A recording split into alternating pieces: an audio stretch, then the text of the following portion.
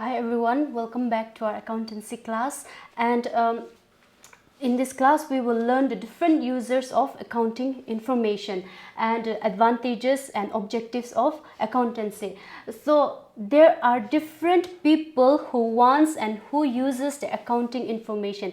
Accounting information here means the financial statements that the accountants prepare. Financial statement means those books of account that we have mentioned in the previous class, such as journals, financial statement, income statement. Those are known as financial statements.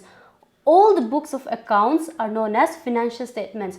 So that from that financial statement there comes the different analysis and interpretation of the business, and those interpretations are known as accounting information. So there are different people or different individuals who uses this accounting information, and the first one is short-term creditors. Short-term creditors or creditors are people who lend loan or who supplies raw materials, who supply different resources to your organization in credit. Okay, so in simple term, creditors are people who provide you raw materials and different sources for production in credit. So these short-term creditors are those people who requires the accounting information of a firm so as to understand the financial position. The short-term creditors are those creditors who lend credit to the business for a very short period of time, less than maybe 5 years or 3 years, or some just for a year. So these short-term creditors want to uses the accounting information so as to know the financial position of the business and to decide whether to keep on giving the credit or whether to stop giving the credit, or they will see whether the firm is in a position to pay back the credit or not. So the short-term creditors uses the accounting information to know the position of the firm. In the same manner, long-term creditors. Long-term creditors are those creditors who give long-term loans, who provide loans on assets, who provide different facilities to the business firm for a very long period, and long-term creditors can be for more than 5 years. So these long-term creditors also uses the accounting information so as to know the financial position of the business and to see whether the business firm can pay back them the capital on time, the interest on time or not.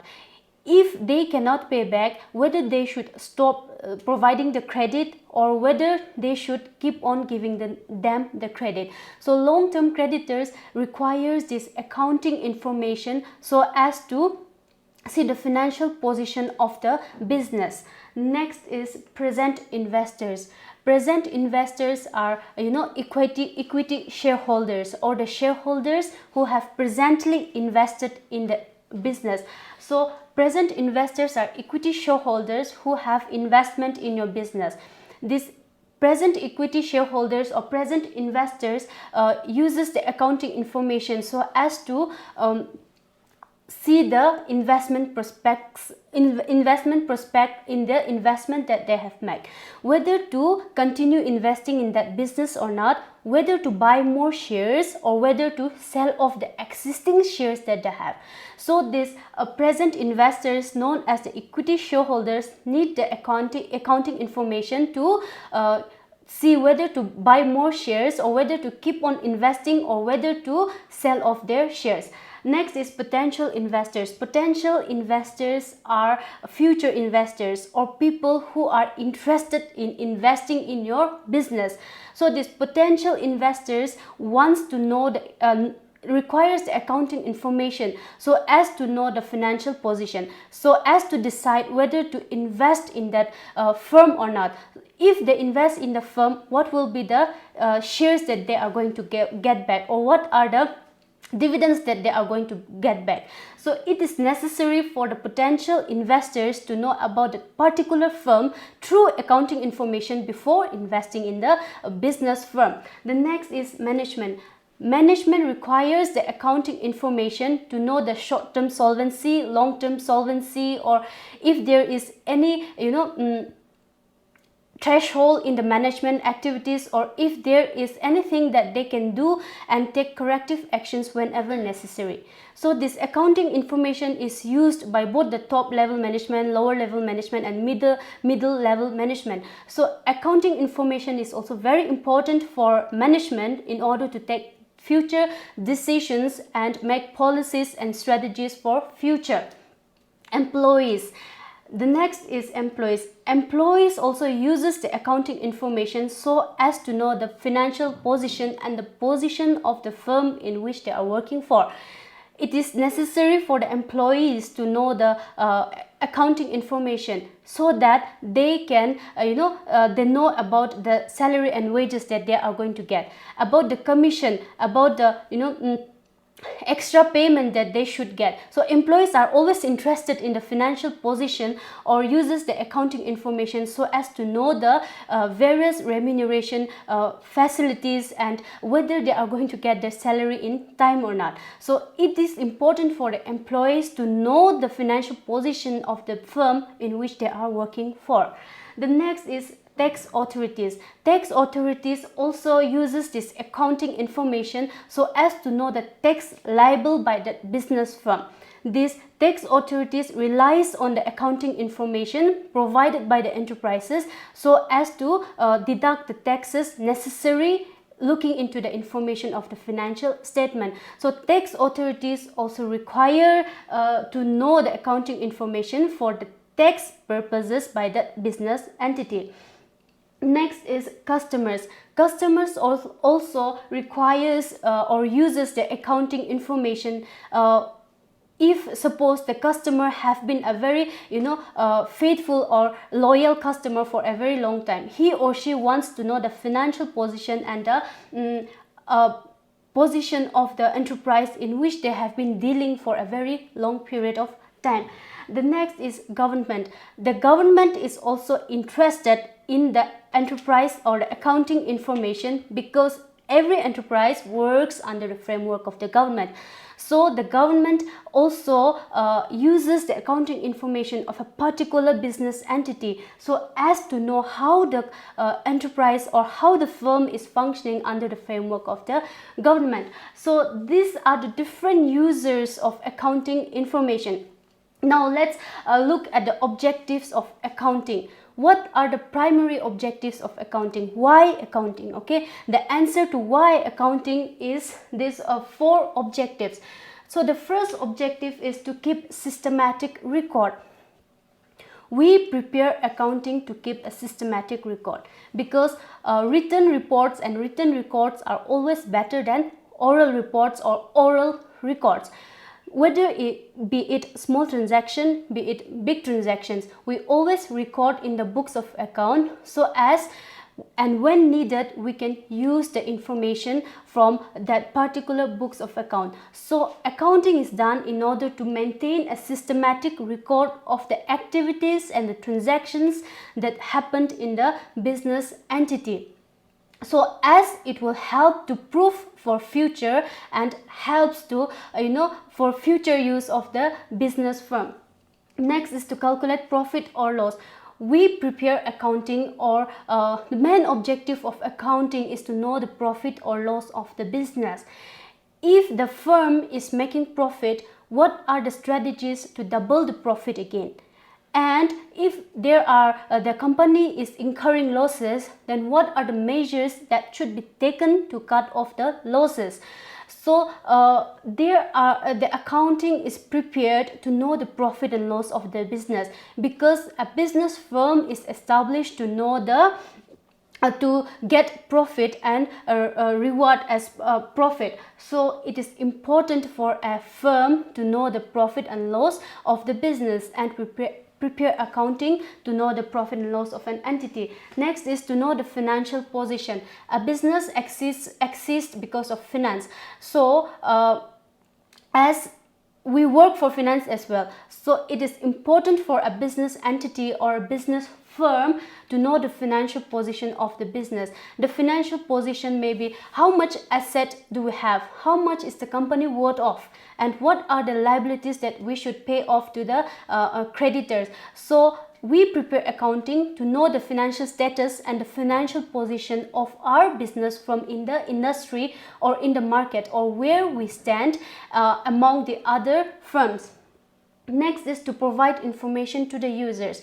We require to prepare an accounting to provide information to the users and those interested parties, such as the potential customers, the creditors, the management, the employees, shareholders. All those people require the accounting information. So therefore, we prepare accounting. So these are the 4 primary objectives of accounting, and accounting is based, why we prepare accounting is because of these 4 objectives. We will move on to the advantages of accounting. What are the advantages of accounting? Why do we need accounting, and what are the benefits that accounting provides? So the first one is facilitates to replace memory. We prepare accounting because human memory is limited, and that limitation is fulfilled by accountancy.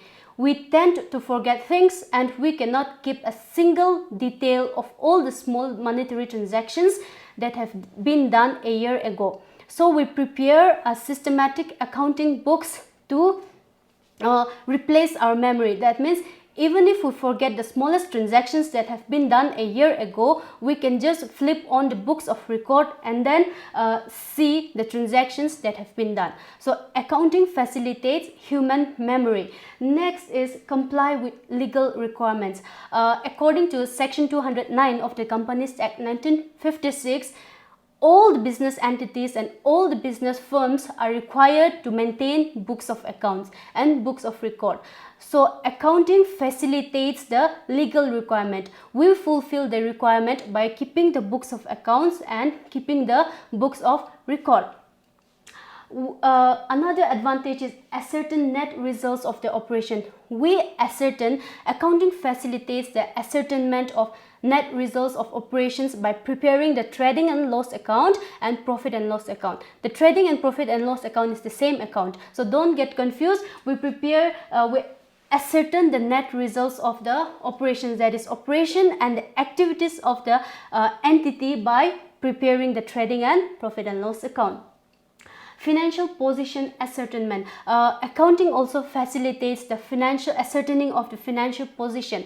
Accounting helps the business entity to know the financial status of a business through balance sheet, or known as position statement. We come to know the financial status of our enterprise by preparing the balance sheet. Accounting also facilitates the users to take decision. By preparing accounting, we get accounting information, and that accounting information facilitates the users such as maybe creditors, whether to continue on giving the credit or not, or the investors, whether they should continue to invest or not, and different users of this accounting information, like management. In the management also uses this accounting information to take decision for future prospect of the business. The next advantage is comparative study.